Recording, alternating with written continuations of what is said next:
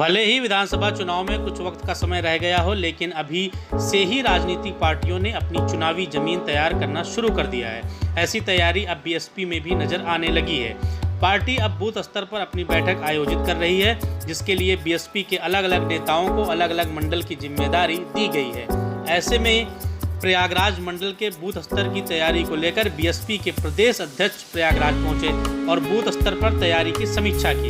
यही नहीं, बीएसपी के नए पदाधिकारियों का गठन भी किया गया ताकि 2027 के विधानसभा चुनाव में ज़्यादा से ज़्यादा सीटों को हासिल किया जा सके, फिर से बीएसपी की सरकार उत्तर प्रदेश में बनाई जा सके और मायावती को मुख्यमंत्री चुना जा सके। बीएसपी के प्रदेश अध्यक्ष विश्वनाथ पाल का कहना है कि सूबे की जनता करीब 1.5 दशक से परेशान है, इसलिए अब की बसपा की सरकार निश्चित ही बनेगी। पार्टी चुनाव की तैयारी में लगी है। इस बार हमें सत्ता में आने के लिए पर्याप्त सीटें भी मिलेंगी और हम सरकार बनाएंगे। और भी कई सारी बातें उन्होंने कही। उन्होंने पूरे अपने बयान के दौरान सपा और भाजपा और उनकी नीतियों को घेरा है। देश में भाईचारा बिगाड़ा गया है।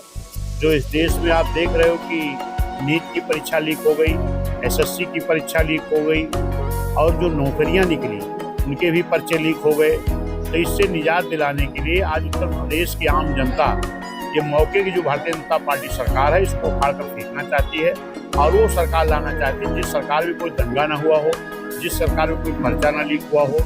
अगर इस मामले में आप देखोगे तो 7 से 12 तक बहन जी की सरकार थी, 12-17 तक समाजवादी की थी और 17 से भाजपा चल रही थी। समाजवादी सरकार में भी सहारनपुर मुजफ्फरनगर में इतने बड़े बड़े दंगे हुए थे कि जिसमें 50-50 हजार लगभग 50 हजार घर को छोड़ करके बाहर जा रहे। दंगे को लेकर के लोग बाहर प्रवास पर रह रहे थे, पंडाल में रह रहे थे। तो इससे निजात दिलाने के लिए एक ही सरकार अच्छी है, बहन कुमारी मायावती जी की। आज उत्तर प्रदेश की आम जनता वो सरकार लाना चाह रही है। अच्छा, कितनी सीट का दावा है इस बार?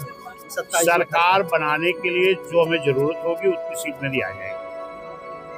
जिस तरीके 2007 में बिना किसी दलों के गठबंधन के एक जनता का गठबंधन तैयार करके हम लोगों ने सरकार बनाई थी, फिर उसी तरह सरकार बनाएंगे।